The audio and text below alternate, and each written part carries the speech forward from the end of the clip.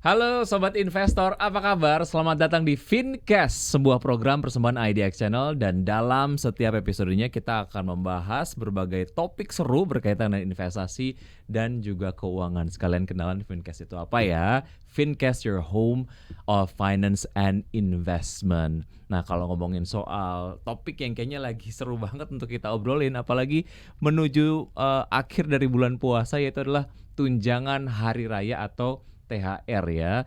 Hal yang paling ditunggu-tunggu menjelang momen lebaran, tapi sering juga nih terjadi rezeki yang cuma datang setahun sekali ini justru tiba-tiba habis entah kemana ya. Dan padahal uang THR kalau misalnya dikelola dengan baik ini mungkin aja bisa memberikan manfaat yang luar biasa, panjang gitu ya, nggak cuman kemudian habis di bulan puasa ataupun mungkin pada saat momen lebaran aja. Nah, jadi sebelum salah langkah karena THR sebentar lagi tiba gitu ya, kita mau membahas gimana sih caranya supaya uang THR tersebut nggak menguap gitu aja. Di sini kita sudah kedatangan tamu nih yang spesial di Fincast, yaitu adalah narasumber kita yang cantik luar biasa, namanya adalah Kak Risha Dilianti. Apa kabar Kak Risha? Alhamdulillah Aku baik. manggilnya Apa Kak kabar? Risha aja. Kakak aja boleh kali ya. Boleh ya, oke. Gak jauh juga beda umur kita kayaknya. Kayaknya beda 2 minggu doang kayaknya. 2 hari. Ya. Oh, 2 hari, oke. Kak Risha Dilianti ini adalah Direktur Sales and Marketing MNC Live yang tentu aja ini akan membagikan insight soal uang THR kita yang biar kita nggak asal lewat gitu aja. Kak Risha, oke. Sebentar lagi THR-nya akan datang nih ya. Asik, gitu. Ini gitu kita ya. udah siap-siap untuk happy, udah kebayang kira-kira uang THR-nya mau dipakai buat apa. Nah, pertanyaannya adalah konsumtif dengan uang THR itu boleh atau enggak? Karena kan ini adalah uang hitungannya Uang uang kaget bonus kah? lah ya. Oh, gitu Uang ya. kaget gitu. Boleh atau enggak kita konsumtif dengan uang THR? Oke. Boleh atau enggak ya boleh-boleh aja. Cuma balik lagi, kan sayangnya kalau langsung habis ya Ki ya. Gitu. Jadi ya baiknya sih memang direncanakan gitu. Karena puasa sebulan bagi yang berpuasa itu mungkin ada yang bisa dibilang pengiritan. Karena makannya sahur sama itu doang, gak ada jam tengah hari, gak ada ngopi-ngopi gitu ya. Tapi bagi yang nggak puasa juga mulai ada pengurangan jajan karena nggak ada temen yang ini ya, atau mungkin yang biasanya bisa puas seenaknya jajan-jajan karena ini bulan puasa jadi berkurang gitu ya. Saatnya menabung di bulan puasa betul, tapi bukan artinya begitu ada THR langsung hura-hura gitu ya. Oke. Karena tetap THR itu jangan kita anggap sebagai uang kaget, tapi adalah pendapatan kita. Ya memang sudah dicatatkan oleh perusahaan kan ya, untuk dibayarkan menjelang Lebaran sebagai yang bisa digunakan untuk hari kemenangan. Kan Lebaran hari kemenangan ya. Betul. Namanya selebrasi gitu, wajar kalau ada biaya yang keluar toh. Sekarangnya baju baru dong, ya kan. Sekarangnya ke salon gitu ya biar kelihatan enak pas pulang kampung. Biar kelihatannya celing pas lagi celing gitu. banget. Bajunya baru, wangi, mobilnya baru gitu nggak? kan. Ada mobil baru dari THR kayaknya asik juga ya. Memang ada expense di situ kan. Yang pasti kalau buat muslim ada zakat tuh, ya kan. Zakat 2,5%, zakat fitrah harus dikeluarkan, zakat mal gitu ya, zakat hartanya. Nah, itu kan sudah harus di planning. Ya, jadi artinya boleh nggak sih di spend? Ya boleh aja, wajar.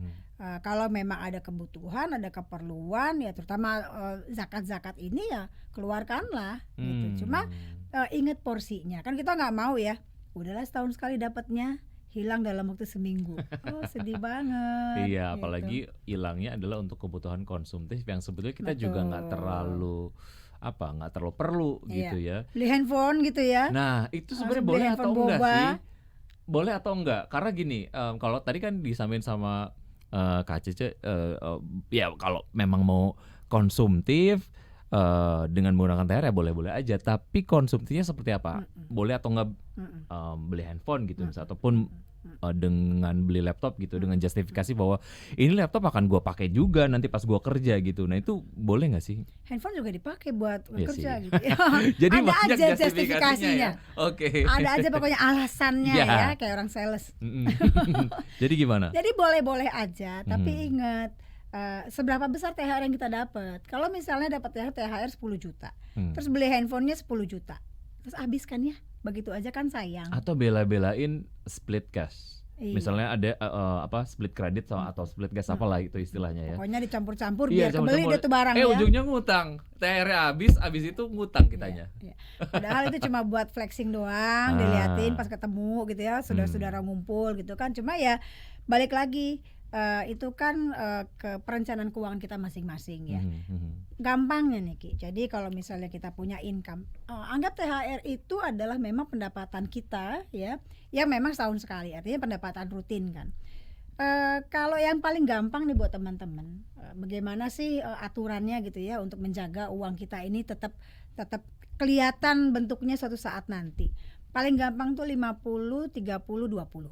50 buat apa, 30 buat apa, 20 buat apa? 50 itu buat kebutuhan hidup pribadi yang harus dibayar. Cicilan rumah, cicilan motor, uang sekolah anak, ongkos ke kantor gitu ya. Beli pulsa itu kan harus kan. Nah, itu 50% tuh. 30%-nya tabung simpan untuk jangka panjang. Jadi kalau prinsip saya sih dan ada beberapa pendapat ahli gitu ya, 30% itu yang harus ditabung. Kenapa? Karena biasanya untuk hutang itu maksimum 30%. Dari pendapatan kita, maksimum hutang itu 30%. Jadi ya kita juga harus nabung sebesar itu. Sisanya 20% baru nikmatin hidup. Bukan artinya harus save semua dan sisanya buat expense gitu ya. Enggak, nikmatin hidup wajar kok, kan kita udah kerja keras kan. Udah susah-susah ya kan, jauh-jauh untuk teman-teman yang rocker naik kereta gitu ya. Masa nggak boleh nikmatin hidup? Oh boleh dong. Karena kebetulan juga kalau pas lagi lebaran momen ketemu sama keluarga gitu ya, misalnya pengen ada sesuatu yang spesial, makannya ya nggak di tempat biasa, terus juga ada gift ataupun mungkin ada hal-hal lain lah ya yang kita uang salam ingin kasih. tempel Nah, ya kan, itu dia. angpaonya gitu. Itu kan. ada di 20%. Itu jadi gini, balik lagi untuk THR-nya. Kalau THR itu kita punya pengeluaran urgent nggak? Kalau memang ada pengeluaran urgent ya sisihkan dulu, jadi expense-nya dulu. Nah kalau misalnya memang tidak ada gitu ya, karena kan ini kan gaji ke-13 atau kayak bonus di tengah-tengah tahun gitu ya, mau save semua boleh tapi keluarkan zakat.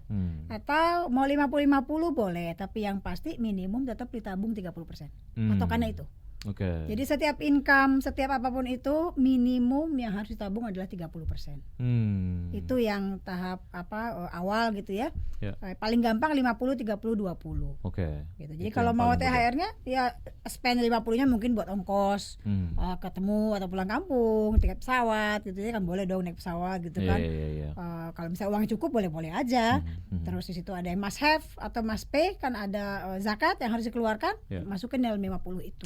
Ini kalau Kak Cece yang ngomong itu kayaknya mudah sekali gitu ya, melakukan posting-posting anggaran dan lain sebagainya. Inginnya sih seperti itu, tapi karena terpengaruh sama euforia, terus kemudian mungkin pola pikir yang udah berjalan sekian puluh tahun gitu, THR itu harus habis, THR harus habis. Jadi kepikirannya ya gitu ya. Maksudnya kayak nggak harus kemudian mengalokasikan untuk tabungan dan lain sebagainya, karena mikirnya ya ini adalah sudah menjadi sebuah hak, momennya juga memang lagi spesial, kenapa enggak spending lebih dibandingkan dengan bulan-bulan yang lain gitu. Itu yang kayaknya merubah kebiasaan ya agak susah nih. Udah jadi budaya ya. Iya, ya itu juga mungkin yang juga ada di masyarakat gitu. Betul. Tapi mudah-mudahan dengan ada Fincast ini banyak yang berubah sedikit. Iya, simple sebenarnya. Very simple, 50 30 20. Jadi bukan hanya THR, karena ada beberapa perusahaan juga ada ngasih tunjangan sebulan gitu ya. Ada tunjangan tahunan, sebulan gaji. Nah, itu juga paling gampang taruhnya 50 30 20. Pokoknya minimum 30%, keep it, save it. 30%. Nah, terus buat apa? Taruhnya di mana 30% ini? Biasanya kita punya rencana nih. Income 10 juta, punya rencana cicil mobil atau motor. Nanti income 20 ganti mobil, income 30 misal udah beli deh rumah yang gedean dikit gitu ya. Kan punya rencana. Nah, itu dari 30% itu Ki direncanain. Gitu. Ada rencana jangka panjang. Jangka panjang itu di atas 7 tahun, 10 tahun, menengah 5 sampai 7, pendek 1 sampai 3 atau 1 sampai 5. Nah, itu bisa dialokasikan di situ. Misal kalau untuk yang panjang, taruhnya misalnya boleh di saham. Ya kan sekarang anak-anak sekarang pintar-pintar tuh. Ya kan, mereka trading lah gitu ya. Belajar yang banyak, taruh untuk jangka panjang gitu ya. Ya itu tadi taruhnya boleh di saham. Nah untuk yang jangka menengah boleh taruhnya di reksadana campuran. Untuk yang pendek-pendek misalnya 3 tahun lagi nih mau nyicil buat DP gitu ya, deposito aja. Gitu. Jadi sudah sesuai dengan resiko dan jangka panjangnya. Oke, jangka untuk waktunya. merealisasikan rencana-rencana kita dari yang 30% ini Betul, gitu ya. betul. Untuk happy-happy-nya Tabung. 20%, Yes. 50% untuk kebutuhan-kebutuhan Iya. yang harus dipenuhi. Betul, Bayar cicilan, uang makan, sabun, iya, ya kebutuhan kan? sehari-hari dan sebagainya. Oke. Gitu. Tadi sempat diomongin soal produk-produk investasi yang bisa dikoleksi lah ya gitu. Menggunakan THR tentu saja. Karena kan ini adalah ada satu statement juga dari temen aku, Kak, dibilang bahwa kalaupun mau investasi harus pakai uang dingin dan THR adalah uang dingin gitu ya. Nah tadi sempat disinggung dikit instrumen-instrumen investasinya. Nah berdasarkan risiko dan lain sebagainya, mungkin Kak Cece bisa sampaikan kira-kira yang paling oke lah ya untuk orang yang kemudian awareness-nya nggak yang terlalu segitunya juga untuk investasi gitu. Nah itu apa aja instrumen investasinya? Oke. Namanya investasi macam-macam ya. Tapi pasti satu hal yang harus teman-teman ingat, yang namanya investasi itu tidak dijamin. Sesuatu yang diinvestasikan tidak dijamin. Misalnya deh beli tanah, beli rumah, ya kan? Pada saat beli rumah hari ini, terus rencananya mau nanti 5 tahun lagi dijual, tahu nggak berapa harganya 5 tahun lagi? Nggak tahu, karena tergantung dari perkembangan daerah tersebut, macam-macam, ya kan? Banjir apa enggak gitu kan, 3 tahun nggak banjir, tiba-tiba banjir, itu mempengaruhi harga rumah. Terus atau emas deh, mau beli emas, kita beli emas hampir mencapai 1 juta biasanya kalau udah mau lebaran gini ya, per gramnya. Terus nanti 3 bulan lagi mau dijual, berapa harganya nggak ada yang tahu. Itulah investasi. Jadi investasi itu tidak bisa dipastikan 3 tahun lagi harganya akan segini, 4 tahun lagi harganya segini. Kalau teman-teman ditawarkan investasi yang ada nilai pastinya, jangan diambil karena itu salah kaprah. Dan itu ada indikasi ke arah investasi bodong gitu. Oke. Iya, gitu. Jadi kalau mau beneran investasi ya pahami dulu marwahnya produk investasi itu. Satu, namanya investasi itu tidak ada yang tahu berapa nilainya ya di jangka waktu tertentu. Itu pasal pertama. Pasal kedua, yang namanya investasi itu akan memberikan return yang baik makin panjang waktunya. Gitu. Jadi makin panjang waktunya, makin besar kemungkinan dia, potensi dia untuk mendapatkan return. Jadi kalau yang jangka pendek itu bukan investasi tapi menabung. Gitu. Nah, investasi ini kan yang paling fluktuatif, yang paling high risk atau berisiko tinggi saham ya. Karena saham itu pergerakannya kan wow tiap detik, betul. Nah, teman-teman yang sudah mulai punya gaji, boleh nih belajar apa sih saham. Harus pakai uang dingin, iya. Jadi nggak boleh tuh pakai yang 50% kebutuhan kita main di saham. Aduh nanti kalau atau amsyong, misalnya bela-belain misalnya minjam uang di fintech gitu misalnya untuk gitu main ya. saham. Untuk main saham itu jangan ya. Apalagi teman-teman yang pemahaman marketnya masih baru belajar, sangat beresiko. Terus jangan juga pada saat berinvestasi tersebut coba-coba ikut-ikutan nih, ya kan ada berita-berita yang digoreng di Instagram banyak sekali tuh kan influencer-influencer yang wow luar biasa gitu ya. Ada permainan bisa jadi, artinya dia mengencourage orang untuk beli pada saat harga udah naik, dilepas sama dia yang orang banyak nyangkut Pom-pom gitu ya. Pom-pom betul. Oke. Jadi ya harus belajar banyak. Kalau memang mau belajar dari situ, mulai dari sedikit-sedikit uang yang dimasukin ke saham gitu ya, dan belajar fundamental, analitisnya seperti apa gitu. Terus juga memang harus dicoba, tapi nyobain sedikit-sedikit dulu kalau masih baru, betul. ya kan. Karena biasanya, ratusan ribu gitu. Karena FOMO takutnya kan Betul. bisa Orang kok dapatnya untungnya gede gitu kan, cuannya wow gitu kan. Pasti cobain sendiri nggak tahu apa-apa, jeger kena kan gitu. Siap. Intinya sih boleh untuk menggunakan uang THR kita untuk berinvestasi, karena tadi untuk memperpanjang manfaat ataupun value dari THR ini supaya nggak cuma habis di masa lebaran doang. Oke, itu yang jelas. Ketahui risikonya, belajar banyak gitu ya. Jangan cuma FOMO doang kalau mau investasi. Oke. Hal lain adalah kalau ngomongin soal THR, tadi idealnya kan sudah dibagi-bagi tadi ya, 50, 30, 20. Gampang kan? Gampang. Tapi ternyata setelah disisir nih Kak Cece, ada satu kewajiban yang kayaknya kita harus segera lunasi, aka utang. Oke. Ya, tapi sebenarnya belum masuk deadline ya untuk kita bayar utang. Boleh nggak atau THR enggak? pakai buat Nah, itu dia. ya? Karena secara deadline itu ya nggak harus besok juga sih, ya nggak harus pakai duit THR juga, tapi boleh atau enggak kita pakai THR untuk membayar utang yang deadline-nya ya nggak jatuh di waktu dekat gitu. Boleh apa enggak, boleh-boleh aja, tergantung appetite kita lagi. Kita mau mempercepat penyelesaian utang itu enggak? Kalau kita bayar berarti kan sebulan lebih cepat tuh, ya kan, kita tambahin lagi pembayarannya gitu ya. Boleh apa enggak? Ya boleh-boleh aja, sah-sah aja gitu. Urgent apa enggak? Ya balik lagi. Kalau misalnya ternyata bunganya dapatnya bunga murah gitu ya, kan ada tuh KPR atau kredit mobil, motor yang bunganya memang makanya masih murah nih. Saya ada keperluan lain, mau traktir orang tua gitu ya, boleh nanti aja deh bayar utangnya, toh memang sudah direncanakan, sudah ada schedule-nya, itu nggak apa-apa gitu. Tapi kalau mau mempercepat, biar cepet, biar selesai nih utang, begitu udah selesai kan saya bisa ambil lagi mungkin motor yang bagusan atau mobil yang bagusan atau rumah yang gedean gitu ya, boleh. Tapi ingat sekali lagi, direncanakan. It's all about planning. Ada cicilan-cicilan yang tidak tergantung sama floating dari suku bunga acuan. Misalnya adalah suku bunga cicilan mobil misalnya gitu. Itu kan sejauh ini sih ya kalau saya lihat gitu, kalau dilihat dari cicilan mobilnya dari bulan ke bulan itu nggak ada perubahan sama sekali dan nggak tergantung sama itu gitu ya. Saya kepikirannya kalau memang akan menggunakan uang THR untuk melunasi utang, mending melunasi utang yang nilainya itu terpengaruh oleh fluktuasi dari suku bunga acuan. Jadi kalau memang utangnya adalah dari satu bulan ke bulan berikutnya itu nggak terpengaruh, sama aja, ya nggak perlu dilunasin gitu juga gitu. Karena kan setiap bulan kita dapat penghasilan gitu ya. Kalau pola pikir kayak gitu bener nggak sih? Boleh aja. Apalagi kan nggak floating, artinya ya masih standar lah gitu kan. Biasanya kalau yang floating tuh KPR ya.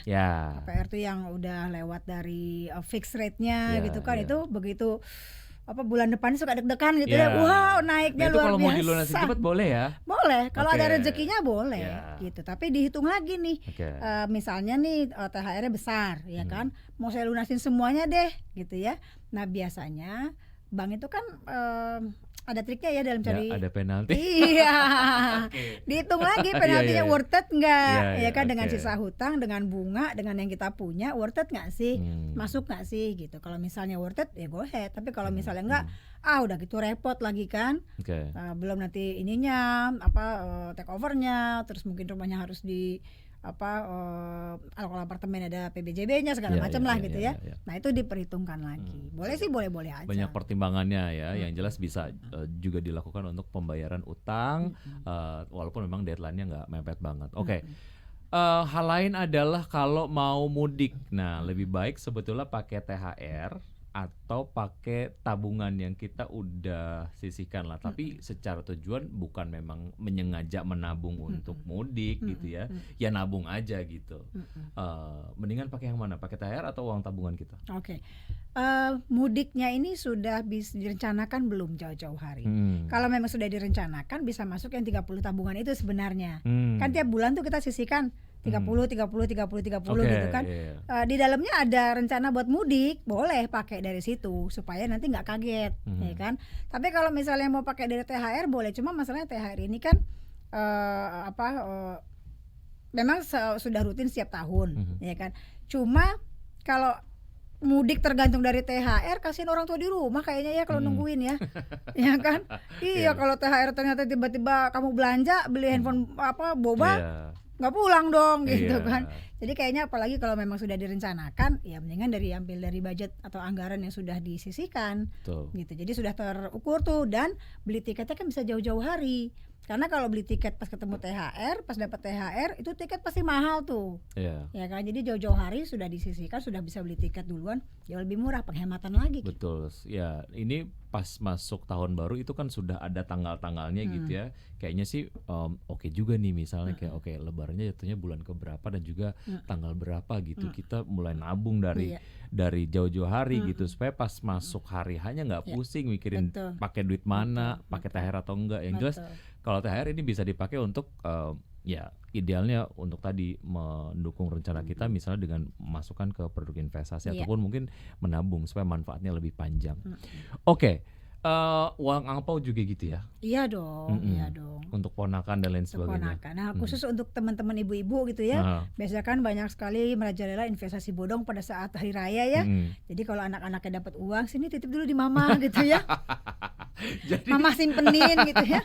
jadi investasi bodong itu sudah Marak ada sekali di ya, circle iya, keluarga ya. sudah ada, Oke, gitu. oke. Terus nanti anaknya protes gitu kan, uang aku mana, udah simpen aja sama mama gitu kan ya. Kan kemarin kamu jajan pakai uang itu, Nak. Iya, kan udah biar uang sekolah gitu.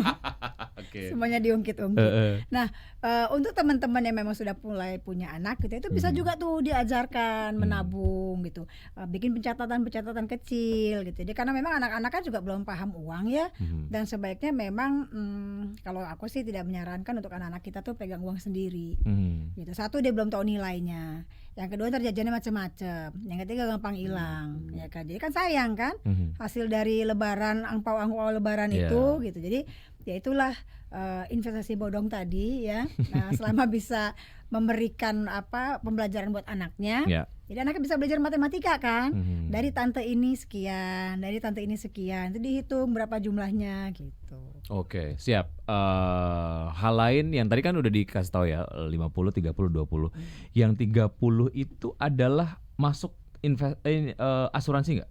Nah, untuk asuransi kalau saya kayak misalnya asuransi jiwa gitu ya, menurut saya nih asuransi kesehatan itu masuk di 50, Ki. Oh, oke. Karena asuransi itu kebutuhan dan harus bayar premi.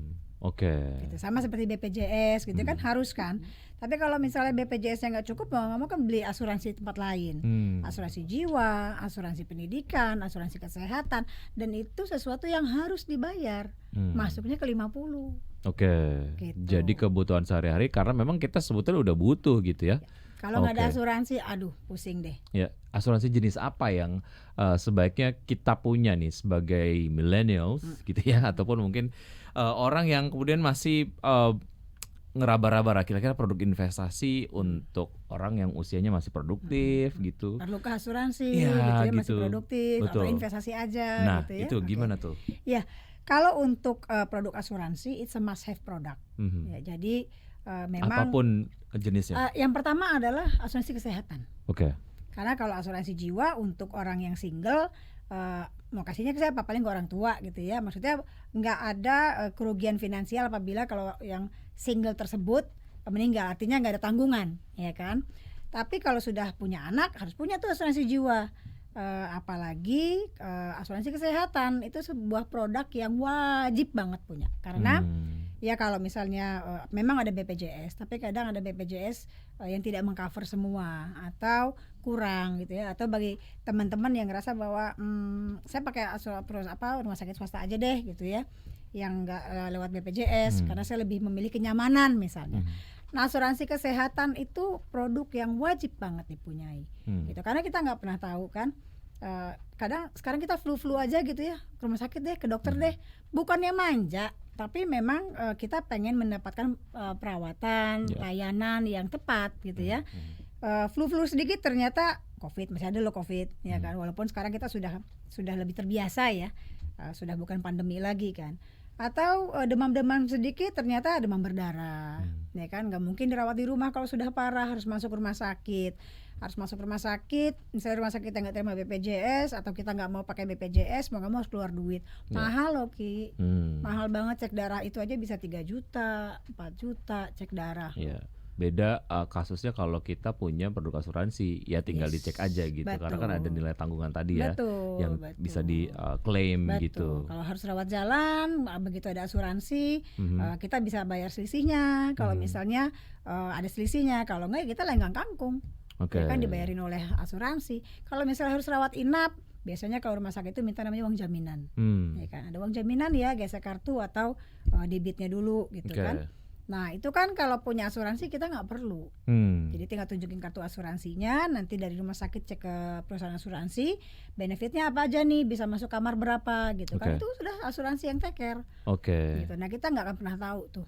Pemikiran yang sama juga masuk ke produk investasi, produk asuransi yang unit link. Itu kan ada nilai perlindungannya sama ada nilai investasinya. Nah. Kayaknya jago banget ya.